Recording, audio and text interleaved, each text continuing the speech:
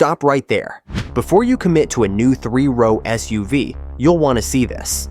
The 2026 Honda Pilot refuses to follow the trend of turbocharged engines that often lead to costly repairs. Instead, it prioritizes reliability. But there's a catch. Its fuel economy may leave your wallet empty. Let's dive into the 4 shocking pros and 3 fatal cons you absolutely need to know about this SUV. Let's start with the shocking pros of the 2026 Honda Pilot. 4. The shocking reliability of the V6. There is nothing worse than being 3 or 4 years into ownership and facing a massive 4-figure repair bill because a complex turbocharger component failed or a high-pressure seal blew. That anxiety about long-term durability is what keeps many family buyers up at night, and for good reason. Walk into a Toyota, Mazda, or Ford dealership today, and you will find massive 3-row SUVs powered by small, high-stress turbocharged 4-cylinder engines. These engines often deliver complexity and long-term uncertainty rather than peace of mind. This is why Honda's decision to keep the naturally aspirated 3.5-liter V6 is such a shocking, differentiating selling point in this segment. The engine under the hood is the J35Y8, a refinement of one of the most reliable engine architectures in automotive history. It delivers 285 horsepower and 262 pound-feet of torque without the lag of a turbo and without the high-pressure stress points that plague forced induction setups. Owners of this engine platform routinely report hitting 250,000 to 300,000 miles with nothing more than standard fluid changes and timing belt services. You are investing in a vehicle designed to serve your family for the next decade without draining your savings on repairs. 3. Massive interior volume. However, a reliable engine means absolutely nothing if your family cannot fit comfortably inside the cabin. We have all experienced the frustration of a road trip where the kids are fighting over inches of space, knees are pressed against seat backs, and the luggage is crushed against the rear glass. That level of claustrophobia kills the joy of family travel, and surprisingly, many 3-row SUVs fail to actually solve it. The Pilot, however, changes that experience entirely by maximizing every single inch of its boxy footprint. The second row offers a generous 40.8 inches of legroom, meaning 6-foot adults can sit for hours without needing to stop and stretch. This is significantly more spacious than what you find in the Toyota Highlander. While competitors often force third-row passengers into a penalty box, suitable only for small children, the Pilot provides 32.5 inches of legroom in the way back, which is enough for teenagers or average-sized adults to ride without complaint for moderate distances. The cargo numbers are equally impressive and arguably the best in class. 2. Suspension tuned for real roads. All that space is wasted if the ride quality beats you up. You know that feeling when you have been driving for 3 hours and your back is stiff because the suspension crashes over every expansion joint? That happens when an SUV prioritizes sporty handling over real-world compliance. A common issue in the Mazda CX-90 or Ford Explorer. Most families do not need a 3-row hauler that corners like a German sports sedan. They need something that makes a cross-country drive feel effortless. This is exactly what the Pilot delivers. The suspension tuning absorbs potholes and road imperfection with a sophistication that isolates the cabin from the pavement. Highway cruising feels refined, with wind noise kept to a minimum thanks to acoustic glass and sound-deadening materials. Even on rough pavement, the Pilot glides rather than bounces. Crucially, it manages this comfort without feeling nautical or floaty. 1. The superiority of physical controls.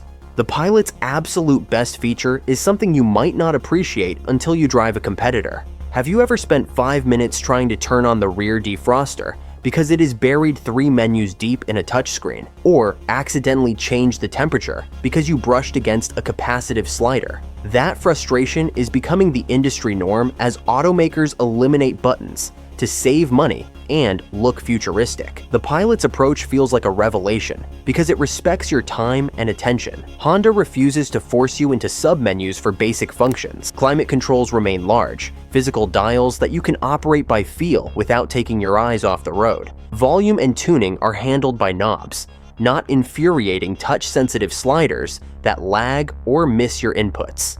Even the heated seat buttons are physical. Smartphone integration via Apple CarPlay and Android Auto is standard and seamless, but it does not hijack the entire car's functionality. Okay, now let's get into 3 fatal cons of 2026 Honda Pilots. 3. Lack of luxury. Now we must address the fatal flaws, starting with the cabin ambiance. There is a specific moment when you are shopping for a $50,000 vehicle where you slide into the driver's seat and expect to feel something special. That emotional connection matters when you are making such a large financial commitment. Unfortunately, when you step inside the Pilot, you are likely to feel underwhelmed compared to the stunning interiors of its Korean rivals. The dashboard is purely functional, but it lacks the visual flair and premium materials that competitors bring to the table. While the build quality is solid, most surfaces are hard plastics or simple soft-touch materials that feel utilitarian rather than upscale. Compare this to the Kia Telluride or Mazda CX-90, which offer quilted Nappa leather, open-pore wood trim, and metal accents that feel genuinely luxurious.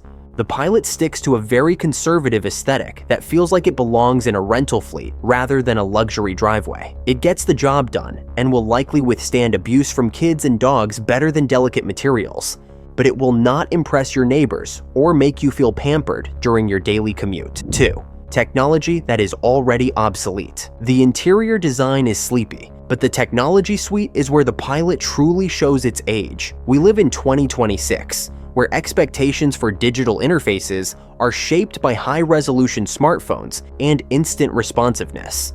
When you get into an SUV that feels like it is using hardware from 5 years ago, it is jarring. While rivals are moving toward massive 12.3-inch or even dual-screen panoramic displays that stretch across the dashboard, the Pilot tops out with a 9-inch touchscreen in most trims. It looks small, surrounded by the vast dashboard, and the graphics are merely adequate rather than sharp. The sound system, even in upper trims like the Touring or Elite, lacks the depth and clarity of the premium audio setups found in the Jeep Grand Cherokee L or Acura MDX.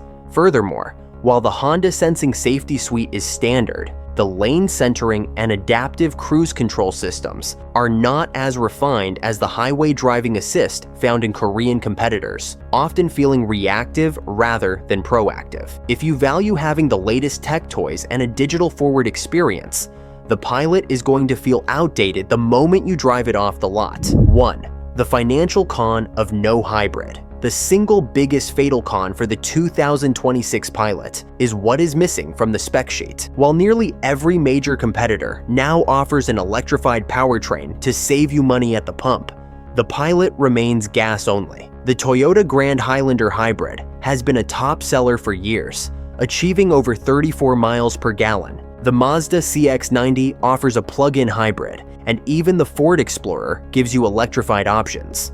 The Pilot is stuck with its V6 and nothing else. While reliable, that V6 is thirsty. You are looking at EPA ratings of 19 miles per gallon in the city and up to 25 miles per gallon on the highway for the all-wheel drive model. In mixed real-world driving with a full car, you will likely average around 19 or 20 mpg. Compare that to hybrid rivals that easily achieve over 30 to 35 mpg combined, and the math starts to hurt immediately. Over 5 years of ownership, the fuel cost difference between a Pilot and a Grand Highlander hybrid could be thousands of dollars. Until Honda brings a hybrid powertrain to this chassis, which is rumored but still not here, the Pilot will continue to lose buyers who prioritize efficiency and lower running costs. So, where does this leave the 2026 Honda Pilot? Thank you for watching. See you on next video.